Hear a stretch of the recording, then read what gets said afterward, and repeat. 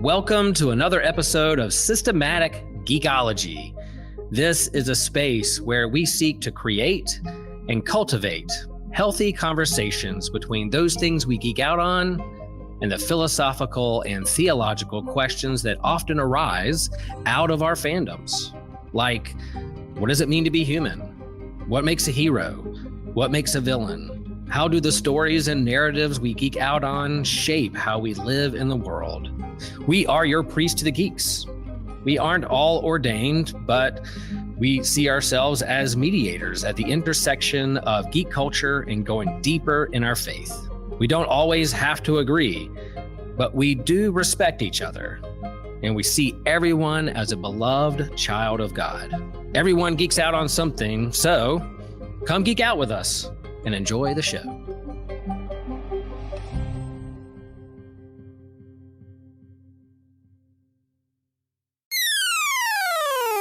This show is a proud member of the Anazal Podcast Network. Hello, geekologists. We are back. So we came in tonight planning on trying to tackle SDCC news and Spider-Man in under an hour. We were very foolish to think we could do that, so we improperly split it up into 2 episodes. So if you're tuning in and you want to listen to the first part, go back and there you can find all of our thoughts on San Diego Comic-Con, on Wonder Man, on what else are we talking? Like a little bit of the X-Men casting news and what we're geeking out on. But now we're getting into Spider-Man, brand new day. And I am Kevin Schaefer. I am here with Evan Garcia, Joshua Noel, and Justin Coleman. Joshua actually has to go very soon, so I'm actually going to hand it over to him because I really do want to hear his thoughts on the movie before he has to go, and then we'll get into more discussion after that. So, Joshua, tell us all your thoughts on the latest Spidey extravaganza. A lot to unpack. Really sad I won't be here to hear the rest. Glad I got to see you guys though. Like especially all of you. But like I haven't seen Justin in a minute, so I'm like, man, that did my heart good. And then getting to you and Evan just have this like cool dynamic with the What's News episode, and getting to like be a little part of it. I'm like, oh, this is cool. I'm like on one of the Kevin Evan episodes. Hello. Yeah. Man.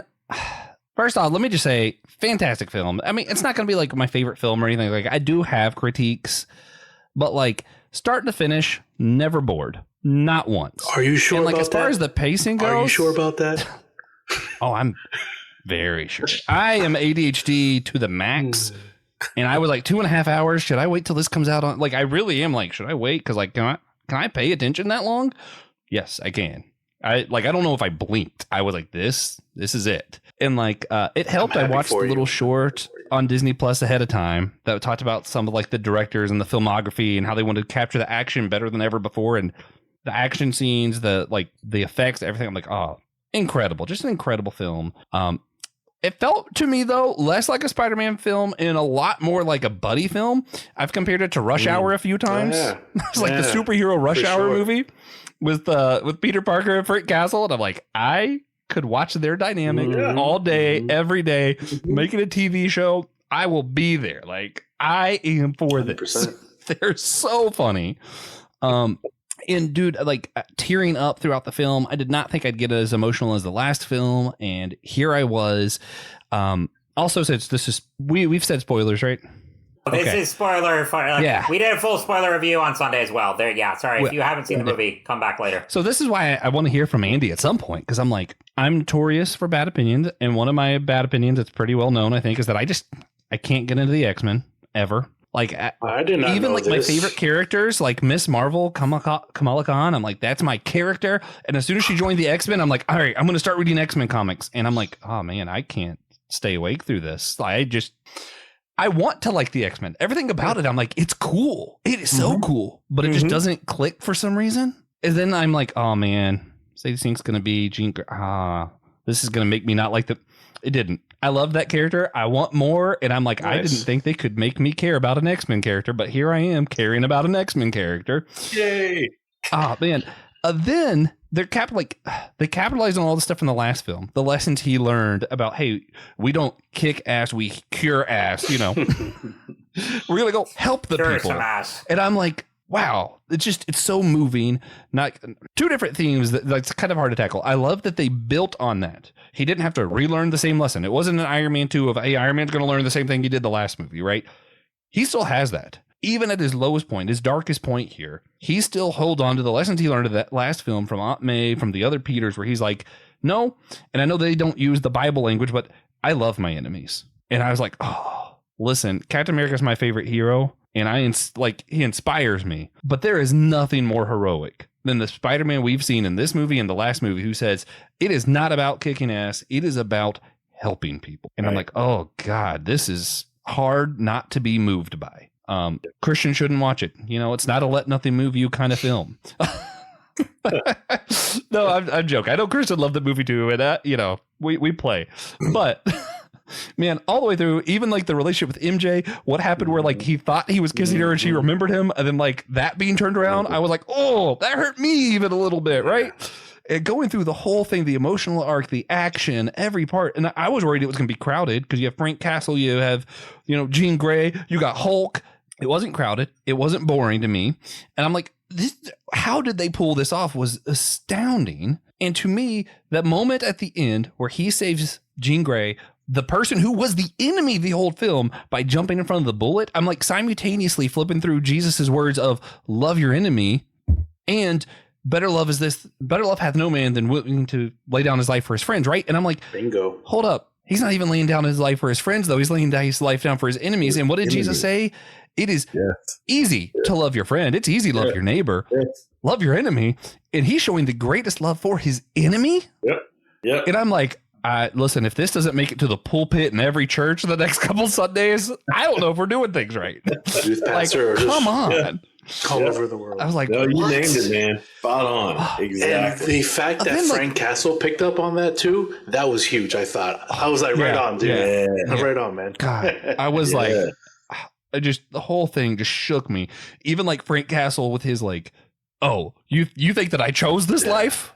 And I'm like, oh man, I didn't choose to be lonely. And that's tackling to me. So like, not only do they tackle like these huge Christian themes that are like central to why I believe what I do and do everything that I do, not only are they tackling that, they don't mention Jesus, but that's what that is.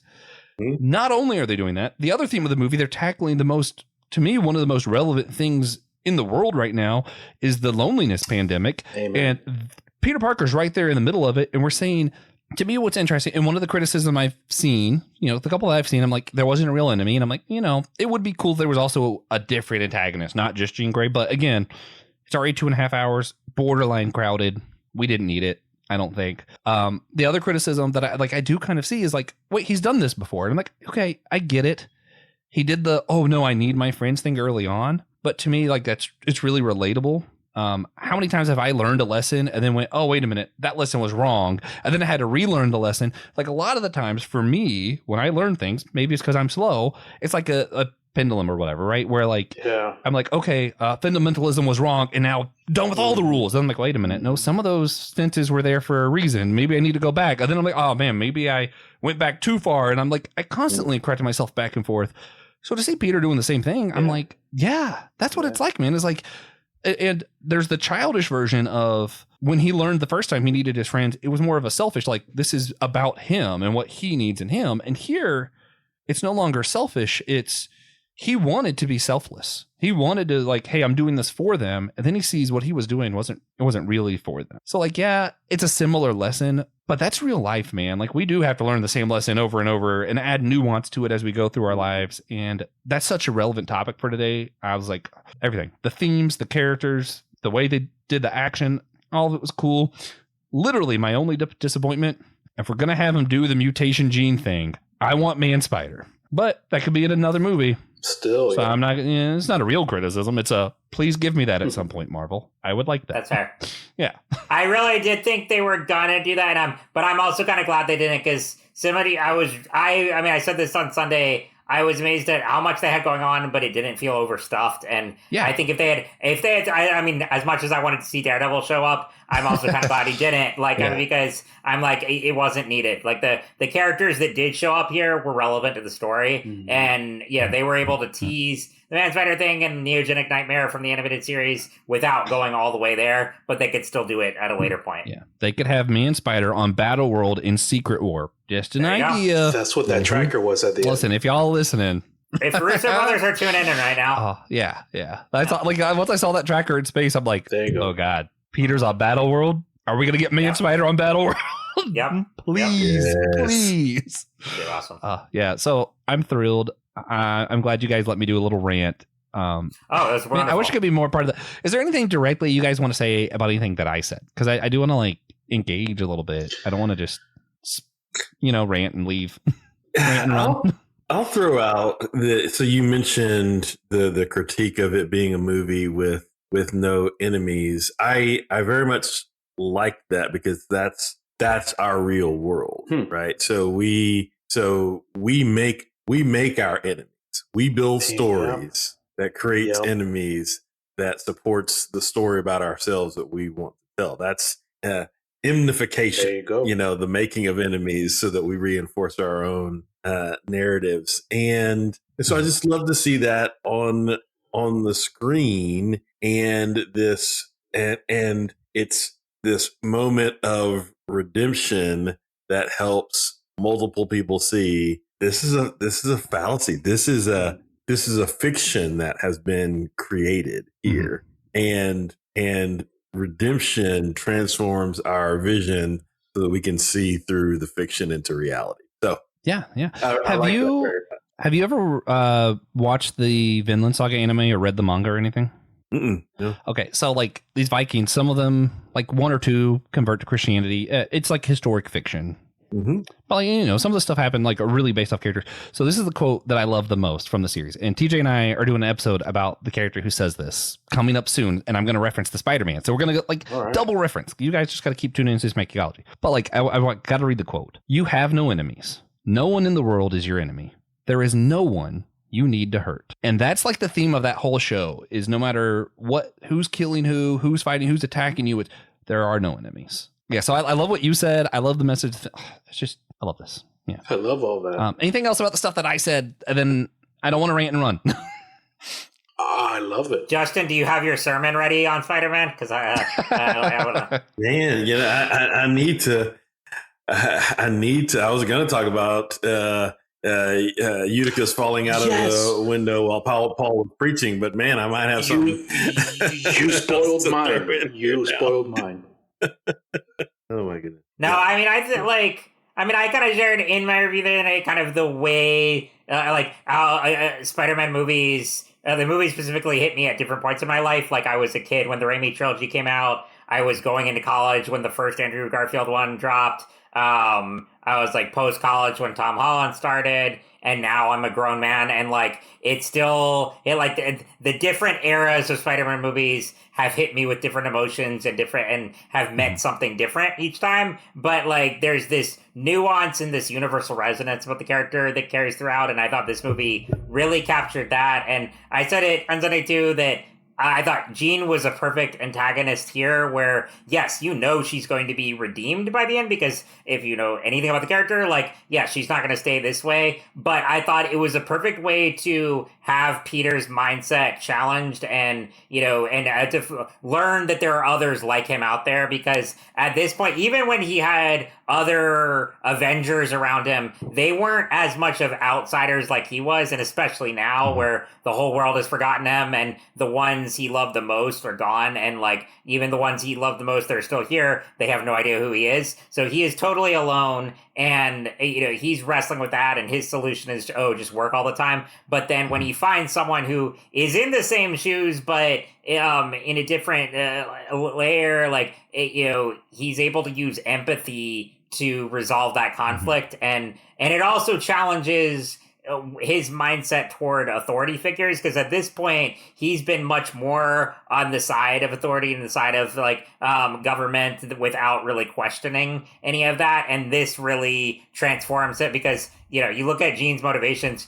she was completely justified in wanting to take on damage control, like after what they did to Sarah, what they did to her. So it's like you can't really blame her or where she's at right now. And I love it. And it kind of with Peter there, it kind of mirrors Tony too, like where he starts seeing like, oh wow, my talents, my technologies, my powers are being used for evil purposes. It mirrors how Tony at the beginning of the MCU, when he learns that his weapons technologies are being used by terrorists, and so I love how that dichotomy is explored. But yeah, it's just it's so good. Like it's a blast of a movie that also has really powerful themes throughout. To off more about the enemy love, like what I loved about it was that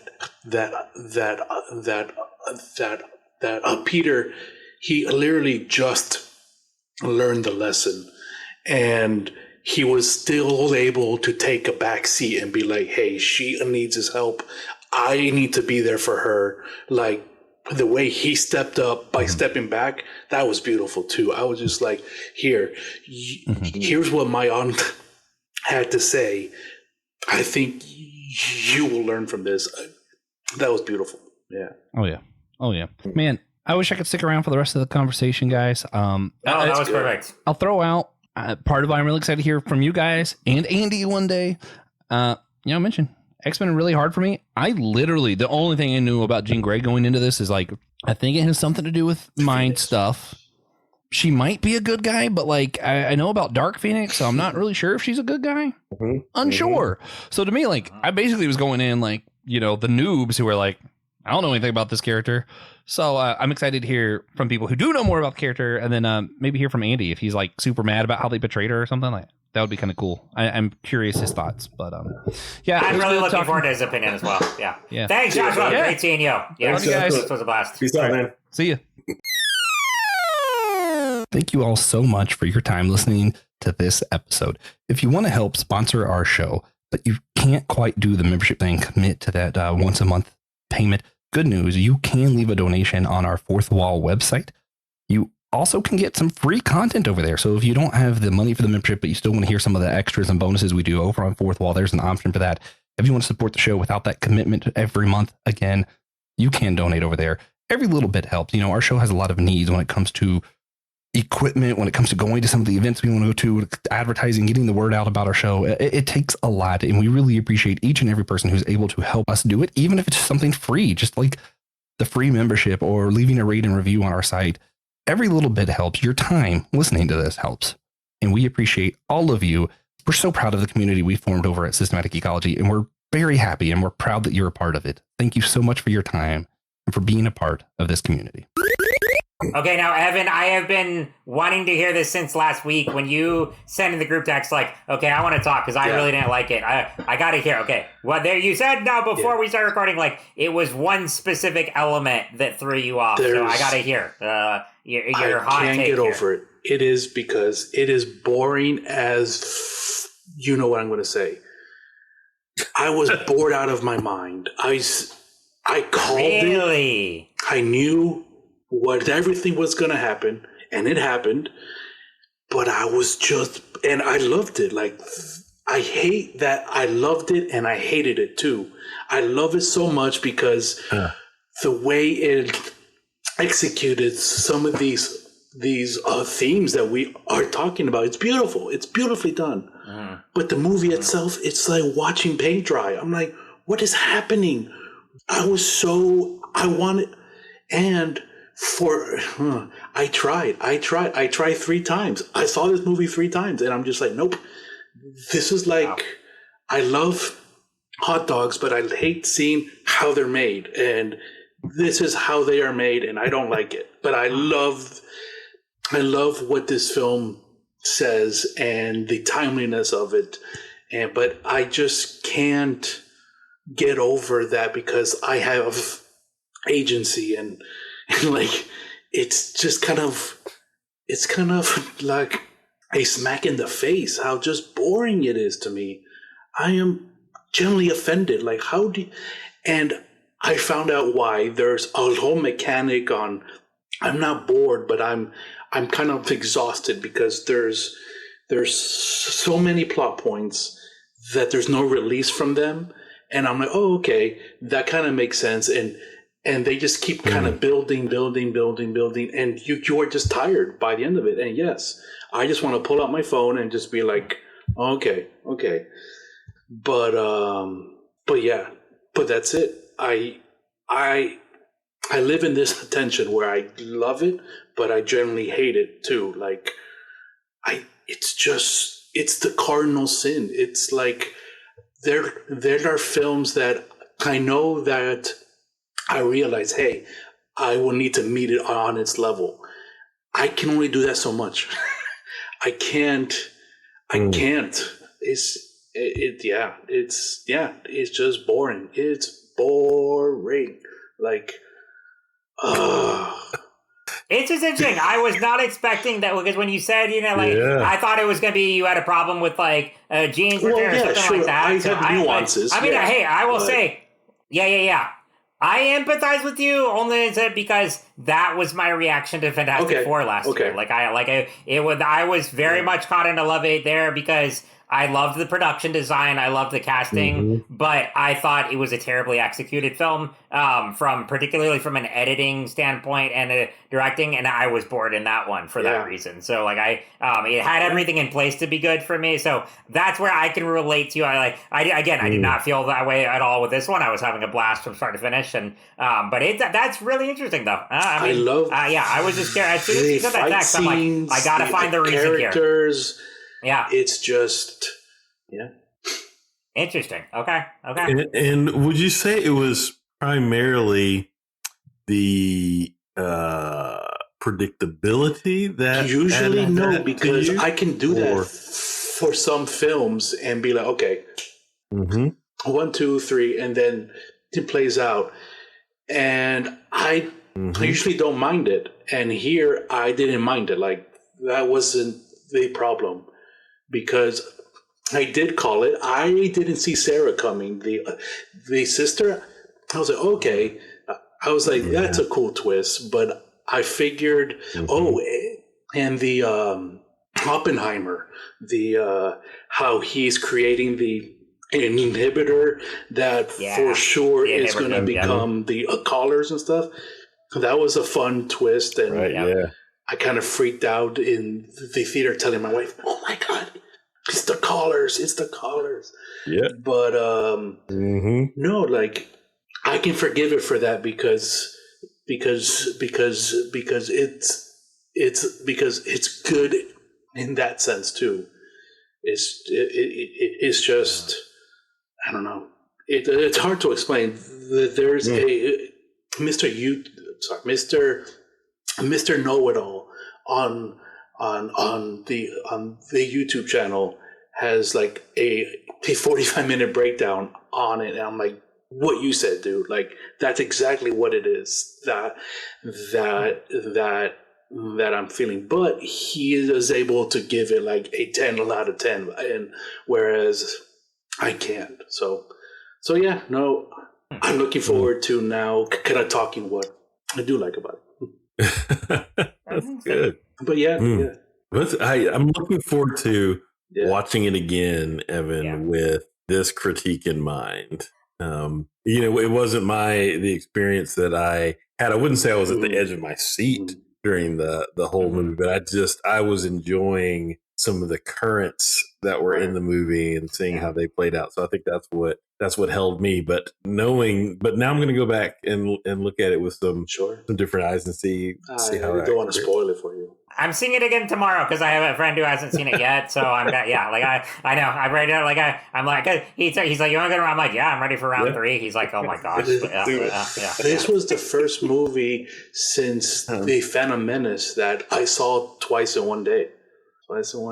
Man. Wow. Yeah. Nice. That's amazing. Yeah. Who was the third? Did you go the third time by yourself? Or my son wanted to see it again, so I went with him. Okay, gotcha. Yeah, gotcha. Yeah, nice. Yeah. Justin, do you usually go with with your whole family to these, or like? I do. I mean, and I must say, there's been a Marvel erosion in my family in that for a while, it was like all my 3 sons and myself. We would just all go. We were there, enjoying ourselves. And now it's my youngest is the one who's really hanging in there because the others have gotten a little disillusioned with Marvel. I'm interested to see if Doomsday brings my eldest back because Doctor Doom is his favorite MCU character, and he has been so disappointed in the past with these previous iterations, and so I'm when I say, "Hey, buddy, you coming with me to see it?" I'm interested to see what he says. So we'll see. But yeah, my youngest and I went, had a great time. He loved it. He likes anytime there is a scene that is a scene from a comic book, a direct adaptation. I mean, my kiddo, he like knows them all, so he's naming them in the movie. That one, screenshot. That one, so that was a lot of fun. Yeah. So I honestly, I thought, he might need to jump on here with me because he's awesome. He was a Padawan learner, but now he's become a Jedi, a geekology Jedi.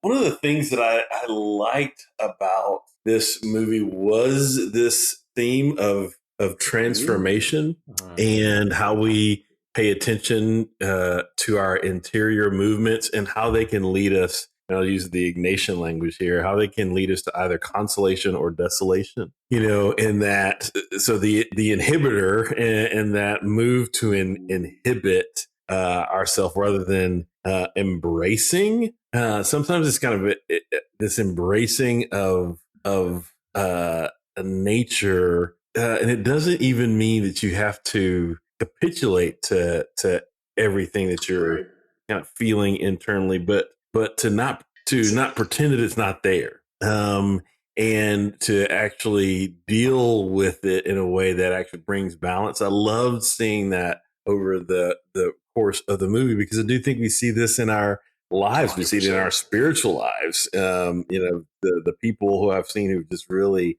trying to put false inhibitors up rather than truly seeing, understanding, embracing in a way that you can actually shift the energy and direct the energy in more in ways and in healthy and positive ways. I enjoyed that journey for Peter across the movie because it's that the false inhibitor has created in various ways, kind of spiritually speaking, those false inhibitors have created some pretty awful falls, as I've seen it, where people just kind of break themselves on because of that kind of thing. So I thought that movement was really, was really interesting.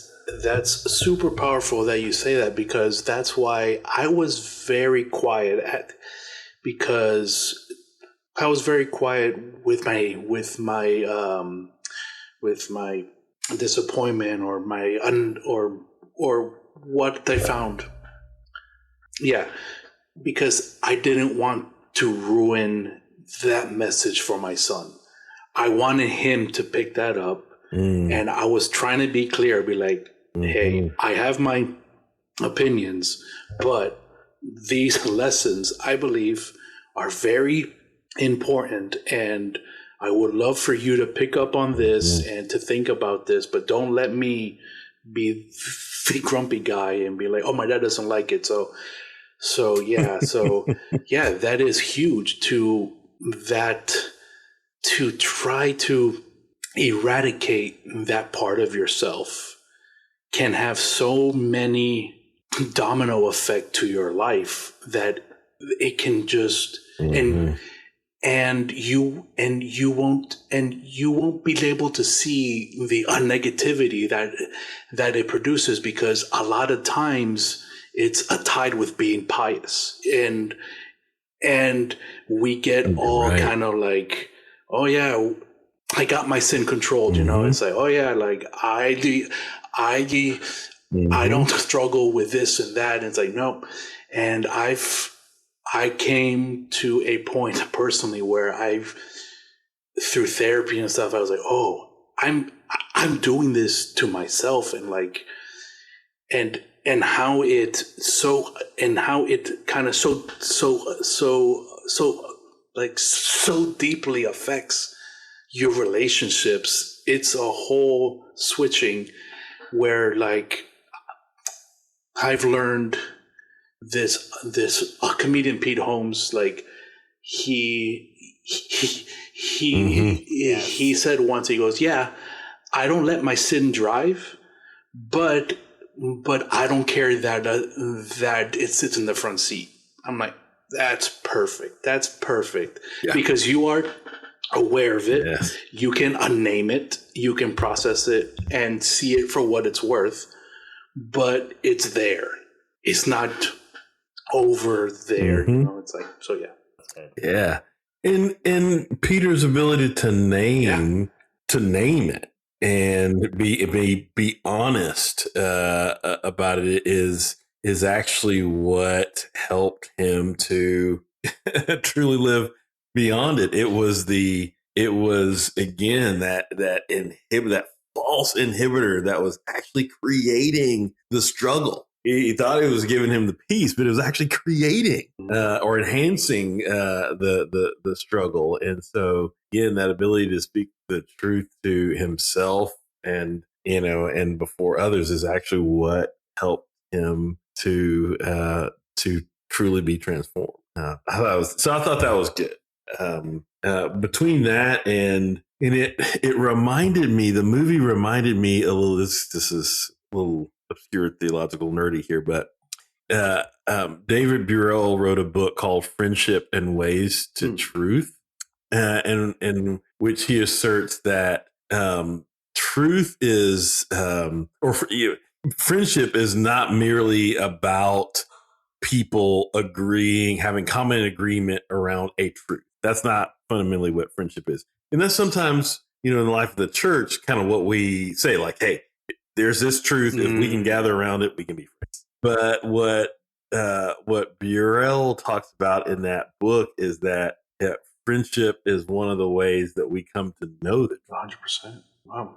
And so, I saw this idea that truth is relational here, and we see that and I'm thinking about there are multiple friendship dynamics we could talk about in the movie, but the ways that the relationship between Peter Parker and Jean Grey, and as they came together, there's a learning of a truth together, and seeing of a truth together. They both saw a truth in their ability to actually engage one another and to relate to one another as these two people who were so alone in the world. And so it brought them to a greater truth, which created a broader territory, which I just thought was a beautiful part of the movie. So the way the movie talks about friendship or kinship, and the way that it talks about truth, and the way that this idea of memory danced through the movie, and what it means to remember, in that kind of communion way. What does it mean when the body starts coming back together again, which is that slow reconnection between Peter and his friends, right? And the restorative aspects of that. Man, I loved all of those. And also, like, the way we respond to trauma, like, in this way, and so Peter's response is to go full workaholic and become fully Spider-Man. And I'm like, going back to the personal element of how the different eras of Spider-Man movies have really, like, connected me. Like, I related so much to the Raimi ones when I was younger because I was terrible at, like, staying focused. I was trying to juggle multiple things and being all over the place. And then here, it's like, no, he's got his stuff together as Spider-Man. He just ignores his life as Peter completely. And I'm like, yeah, I've done that too, where I go into full workaholic mode when I'm trying to like deal with personal trauma and stuff like that. I'm like, yeah, I get that, and it just hits on so many of those themes. And again, bridging like having that connective tissue between him and Jean's journeys. I thought it made so much sense to have her as the antagonist, because yeah, you could have pulled like, I love seeing Tombstone here. Mr. Negative would have been cool, but this was just the perfect way to not only have a great antagonist as a follow-up to No Way Home, because No Way Home already did Sinister Six, and yeah, it's like you could have done another version of one of those iconic villains or a new one, but it just wouldn't have been as formidable a threat when Spider-Man is at the top of his game here. And I saw some criticism saying that like Jean and some of the other characters were like the only missteps here, because some thought that it was too overstuffed and too concerned with setting up the mutant saga. I disagree. I thought like what I loved about this movie so much is it combines some of the best elements of the Raimi trilogy and classic Spider-Man with all the MCU stuff, where it's a lived-in world. I loved seeing all these characters pop up and not just show up for, just for the sake of it. Like, I think, again, even though Daredevil's my absolute favorite, if he had shown up here, I think that would have been forced, and that would have, I thought that each character that had an actual part to play in the story, with Hulk, particularly with Punisher, and then with Jean. And I thought it did a great job of not just setting up the next phase of the MCU, but making it very relevant to the story in this movie. I like what you said about trauma there, because it's like Spider-Man almost became Batman. Like with the whole Commissioner Gordon thing. Absolutely. Like he's DeWolf as the Gordon. They had DeWolf as the Gordon. Yeah. Hey guys, Christian here. Have you ever wondered how you can support systematic ecology? Well, we've made it a lot easier for you by going to Fourth Wall. Instead of what we've done in the past, Fourth Wall makes everything very easy for everyone involved. Everything is in the same spot. So if you want to find a way to become a member and get access to our exclusive memberships and all the giveaways that we're going to be doing, Fourth Wall is the way to go. As well, if you want to see all the extra episodes and content that we only put to our members, that's the best way to go. Feel free to rate and review us there. You can also leave a donation or tip if that's something you're interested in. And as well, you can help support our All Reading Counts initiative that we do. All the donations that go to that go to our libraries. You also, if you really want to, it's like, man, I really want to hear more episodes about Christian for some reason. Or even for reasons I don't understand, you want to hear Joshua more often. We have episodes listed by host, and you can see everyone there. If you have a favorite host, head that way and support the episodes that they're on. You also find a link to our YouTube page. And we may be adding some special content beyond what we've promised. Everything that was once in multiple different locations and you didn't know where to go, well, it's all in that one convenient place. If you want to know exactly where to go, the link to this will be in the description below.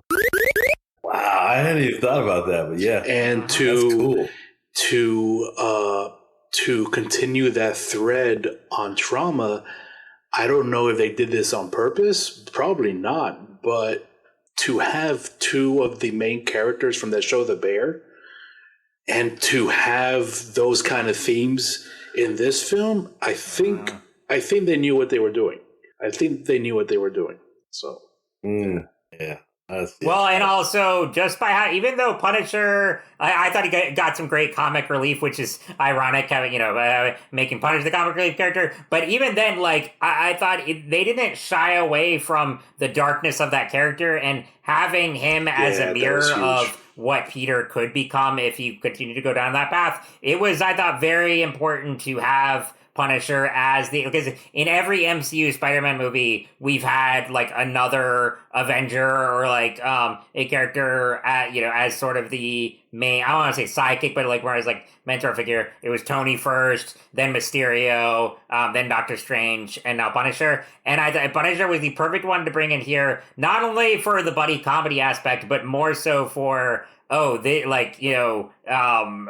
Peter kept going down this path, he could easily become that and throw away his principles. So I thought, and then what I wasn't expecting and I thought would work really well is by the end of the movie, even Frank is questioning his own values because as many people as he has no problem gunning down, this was the first time you actually see him regret almost killing someone because he does care for Peter.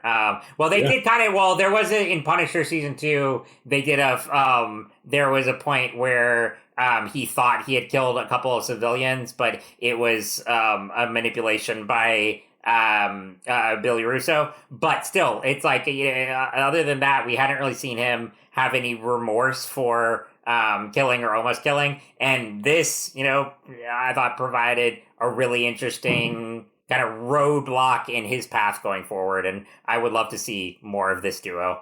Yeah, he becomes a soldier at the foot of the cross, right?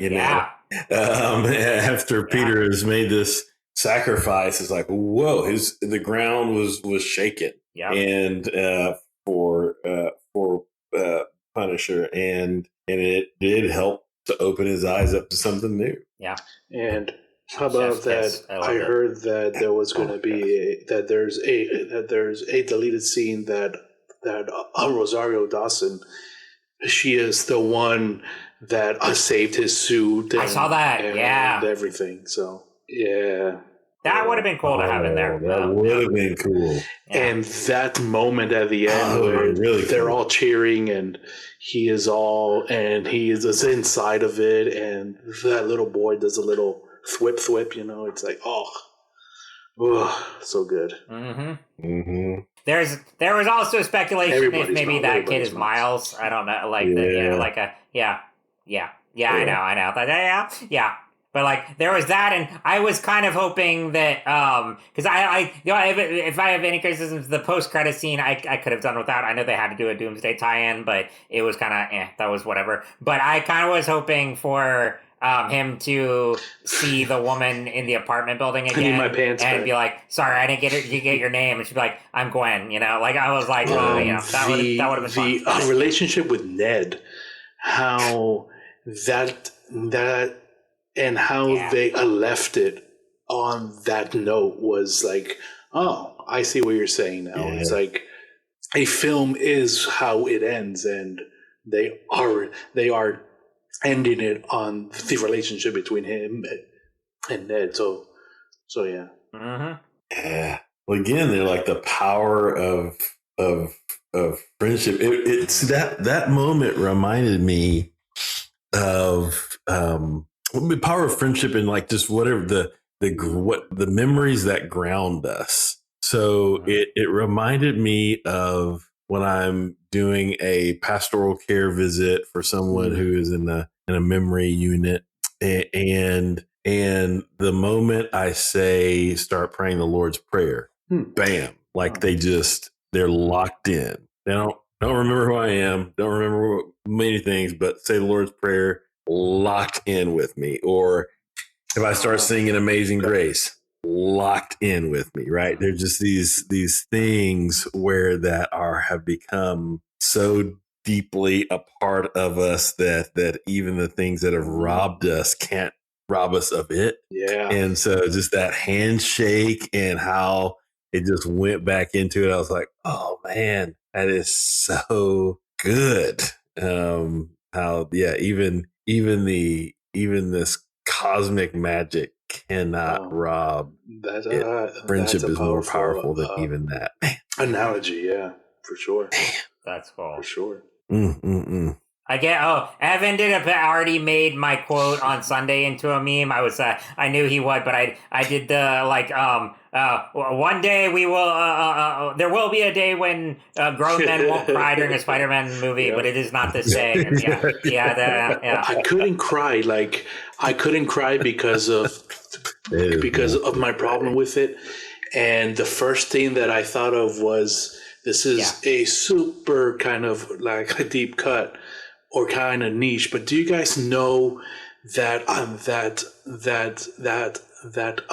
a fan-made animated metalcore song where they critique the sequel trilogy for Star Wars, saying that they should have cried, but they ruined my Star Wars for me. That's what happened to me. It's like, I want to cry here. I want to feel these emotions. I want to, but I can't. I can't. Like, I should have cried. Yeah. Right on. I covered it for you, Evan, so I'm good. Yeah. Yes. Kevin cried for all of us. Twice. Sadie Sink has done that to me multiple times because the scene in Stranger Things season 4 when she technically does die. Max temporarily dies. That scene wrecks me every time. Yeah. But it was the same in here when she and Peter come together and he just that's says, another point that's cool that you bring that up because that's another example of the power of your community and the power, like the good that can come from you being vulnerable to your friends where they know what music you like. So when you go get caught by some demon, they know what song to play to bring you back, you know? It's like so. Right. Yeah. Yep. The Sadie Sink was cool. Jean Grey and the whole what's that song that is like I'm a man but I'm an island or something like that. I was trying to think of that old song. It's like from the 70s or something. I don't know. I'm not sure off the top of my head, but okay. But I'm a huge X-Men fan, so yeah, it was great to see part of this origin story emerge, and you discover why one of the reasons Jean Grey values friendship and community is because of what transpired in this. So I love that. The other thing that I love though was just a little bit of a thank you. Finally, this has been annoying me for so long. Is Peter Parker's comment to the Hulk? I didn't know you could get that big. I mean, funny and so, but I was like, finally, thank you for not a tamped down Hulk again, like a Hulk who. Yes, when you're in that Hulk form. I want that Hulk form to fight Thanos again. Can we have a rematch? Because yes, right. I feel like Hulk has been one of the most inconsistent characters in the MCU. Like I've always loved Mark Ruffalo in the role, but like they made him way too comedic for a while there and kept running him down. And I'm like, yes, finally make him terrifying again, where like you don't mess with this guy and make it a reason for why and the Bruce fact is that so afraid the of Savage Hulk probably knows who Peter is. Yeah. That's an interesting twist. I didn't see coming. Yeah. So yeah, that was good. I mean, I was. And how big his hand was compared to Spidey. Finally, this has been annoying. They did such a great job at putting the scale of how big he was compared to his body. I was like, his hand took up like half of his whole body. I was like, holy moly! Yeah, this dude is huge. right. Oh man, yeah. It was just that moment for me. That whole scene for me was like when somebody like adjusts a picture on the wall. I have a picture like that now. Okay, thank you. This has been. I've been waiting for this. I'll bring up the Hulk and it like the way. Like I related to. I was not expecting like the way that Bruce Banner, the way he freaked out at the end, where he said, "What did I do? Did I hurt somebody?" That's powerful. That's powerful because I felt that in my first episode that I did or that I had for my psychosis episode. That's the first thing that I said. I said, "Where's my daughter? Did I hurt my daughter?" It freaked me out. And I know the power of like blacking out and being like and kind of losing control like that, and to show up and like, oh shoot, what happened? And I was not expecting to feel that, and then kind of like whip back into the story. I was like, oof, that was hard. Yeah.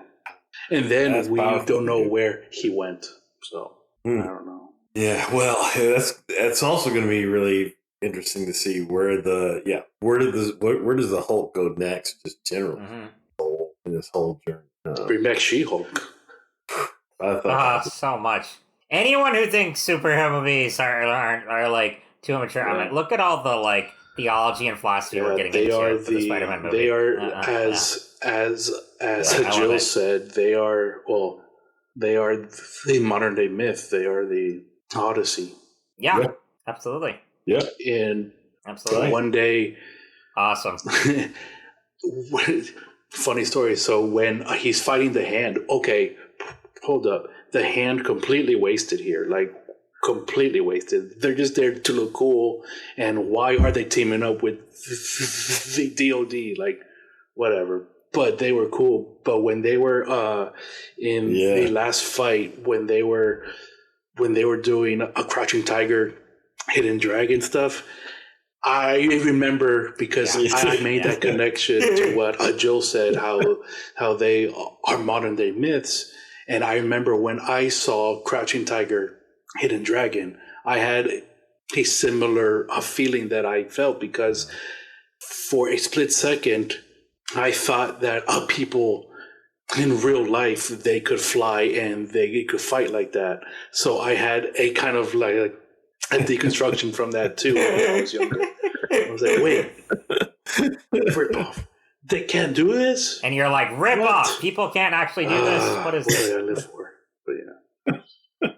But well, guys, this has been a blast. I know we're running out of time here, and I don't want Joshua's computer to explode when he edits, but any quick closing thoughts before we sign off for the evening? I'm not gonna lie, like, I'm kind of excited for Doomsday, but as much as the problem that I had with this film, I'm cool with if a Doomsday completely flops, because we have the setup of the X-Men, which was greatly done here. So yeah, I'm kind of cool with that. One more thing. I wanted to get clear because I wasn't sure. So what I picked up on was that the X-Men, they probably do not exist in this universe, right? That's kind of what I picked up on. Okay. Yeah, or not yet. I was like, not yet. I was expecting a Professor X to take off the Cerebro helmet and kind of show up. I'm like, oh, okay. Yeah, right, right. Yeah, right. Yeah. That's the big thing. It's like, right. But that's the big thing. It's like mutation clearly exists in the MCU. Right? Like, say, not even counting the Fox X-Men, but like mutants in this universe specifically, they exist.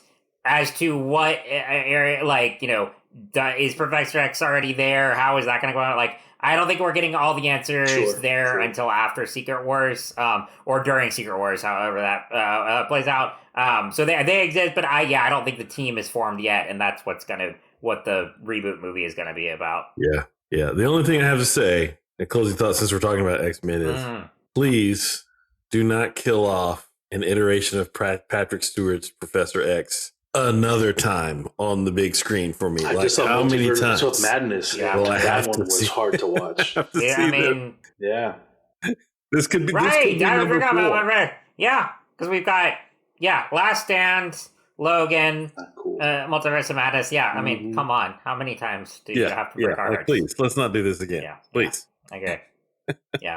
Also, if anyone, like, I'm excited to see a new iteration of the X-Men, and as much as I love the Fox movies, like, yes, bring on to something else after Doomsday Secret Wars. But if they wanted to carry one over, not even Wolverine, like, as much as I love Hugh Jackman, I'm okay with it doing a different Wolverine. I just want them to carry Channing Tatum over, because I'm just like, I can't see anyone else playing Gambit. So if they want to retcon and reuse him for the MCU, by all means, whoever they have, we'll take it. Yeah.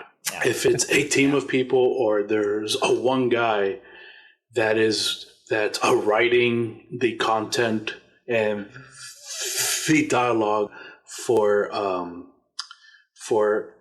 Nightcrawler in X-Men 97, bring him on here. Like, we want that vibe, because they are rolling 100%. They are throwing strikes with that character, man. They're so good. Yeah. Nah. Bring all the X-Men 97 writers over to the movie because please. they know what they're doing. They do. They do. Yeah. Cool. Oh, Cool. Fun times. Awesome. Well, guys, this has been a blast doing a two-parter tonight. Absolutely loved it. And for our listeners, viewers out there, please check us out. Thank you for tuning in here and like, rate, review, subscribe. We always appreciate it. Tell your friends about the show if you like us. And what are your thoughts? We want to hear from you about Spider-Man, about Comic-Con news, what you're geeking out on. So please hit us up and follow us on social media. And remember, we are all a chosen people, a geekdom of priests. Peace out, y'all.